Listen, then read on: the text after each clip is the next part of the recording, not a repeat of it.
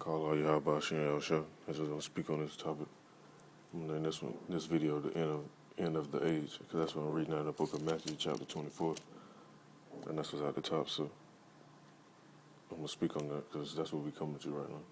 You have people that's like, oh, it's your next 5-year plans, 10-year plans, and all this stuff, but they evidently not paying attention to the stuff that's really happening like right now. Like it's serious shit happening. Not no little lightweight shit. But this is the book of Matthew, chapter 24. I'm gonna start at verse 4.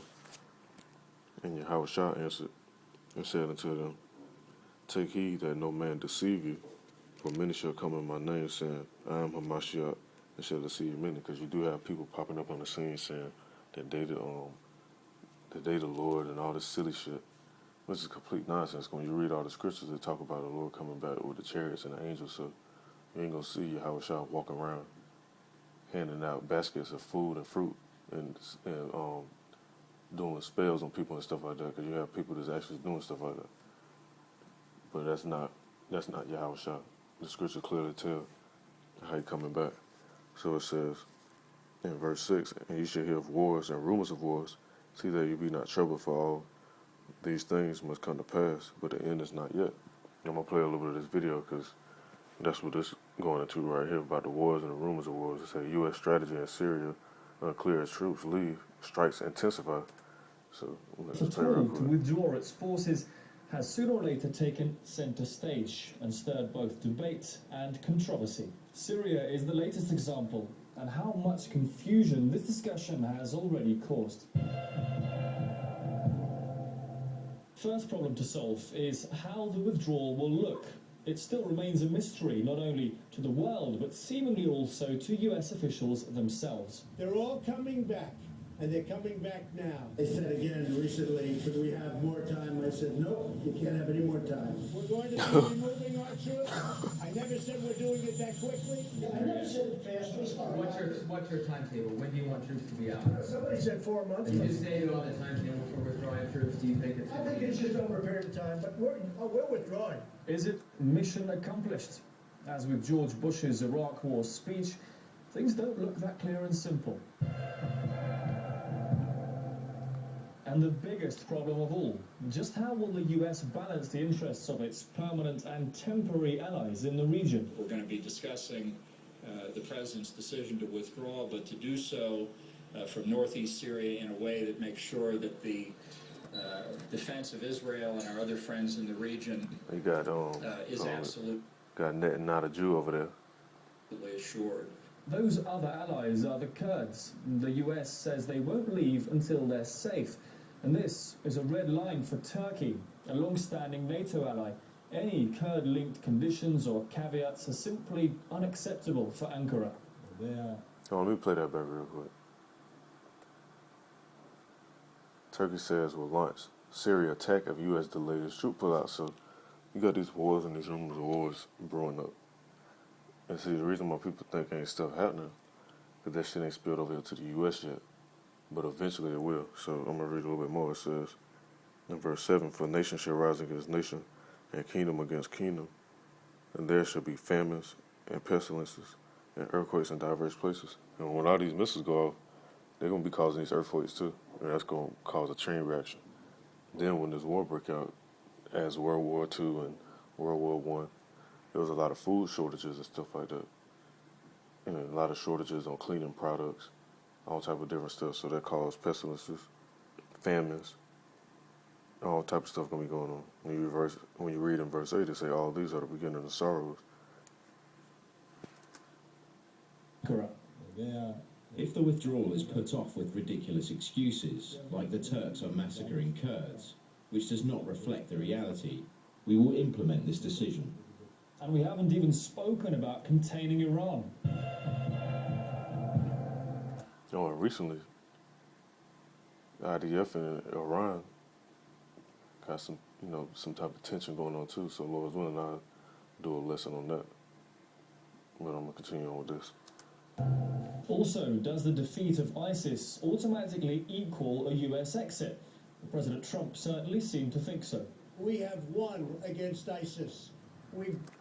That's a fucking lie, because they created ISIS. And the guy that helped create ISIS, he dead now.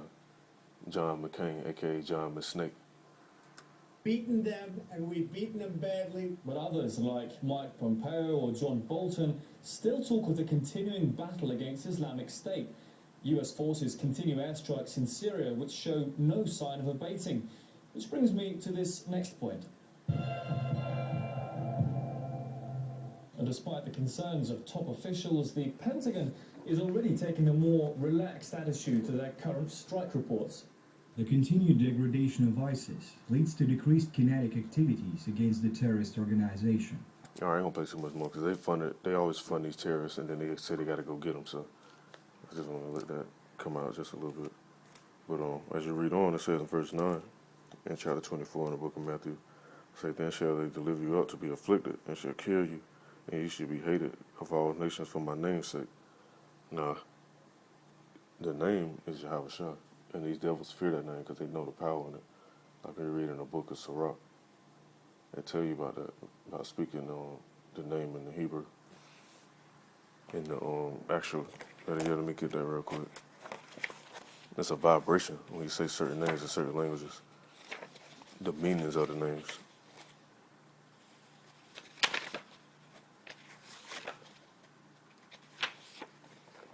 Some people will be like, we don't know the language, the name don't matter. We call them what we want to call them. That's nonsense. If your name, Michael, you don't want nobody to call your ass Michelle. Yeah, you ain't gonna be talking about the name no matter. You just call me what you want to call me. No. All right, so what more the Most High and His Son? They want their names to be called how it's supposed to be called. That's why they return the language back.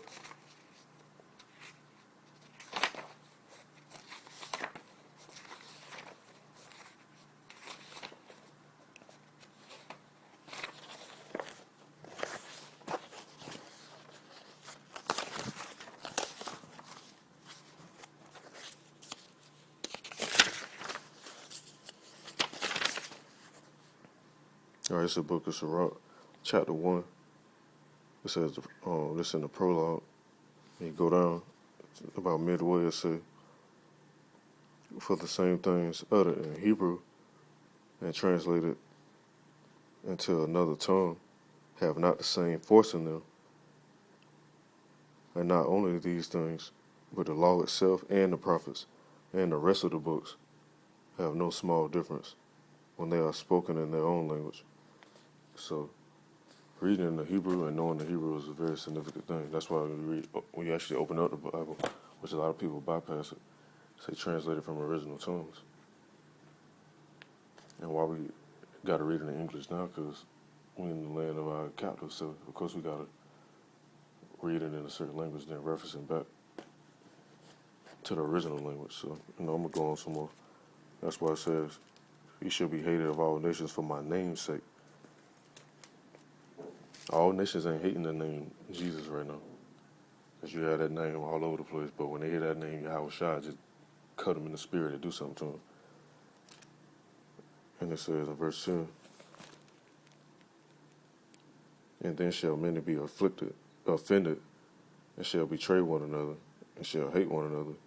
And many false prophets shall rise and shall deceive many. You have a lot of people deceiving people, telling them like, oh, the name ain't important. We don't have to keep none of the laws. The law was done away with. Come as you are, all this nonsense.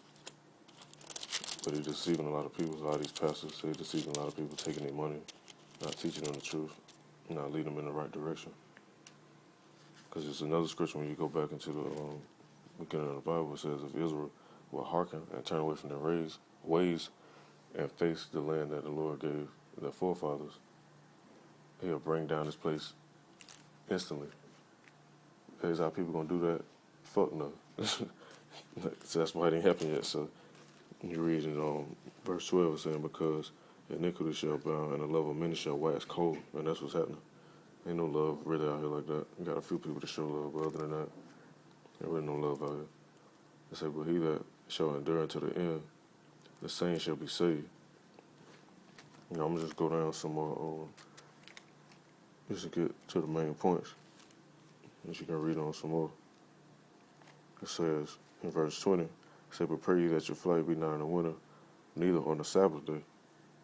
It said, for then shall be great tribulation, such as was not since the beginning of the world to this time, nor ever shall be. And except those days shall be shortened, there shall be no flesh saved, but for the elect's sake, those days shall be shortened. And these days been flying by, like the year just started. We're already it's the 12th already.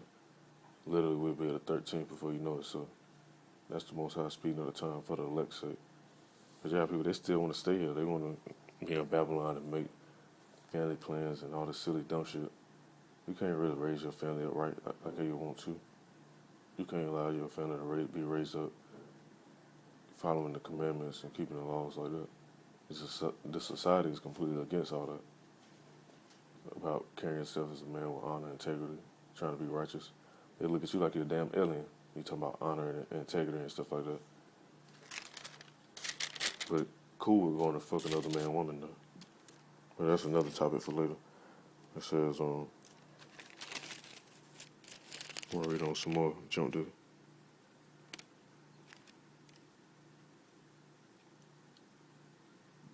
Jump to verse 30. It says, and then shall appear the sign of the Son of Man in heaven. And that's why I talk about those false Hamashiachs rising up. Because if they him, they'll be seen in heaven. They're not going to be seen running around. Like that one pastor I seen on this one video that the Ox shared with me, coming down from a balcony with a damn rappel rope, singing and stuff. Ain't none of that stuff going on.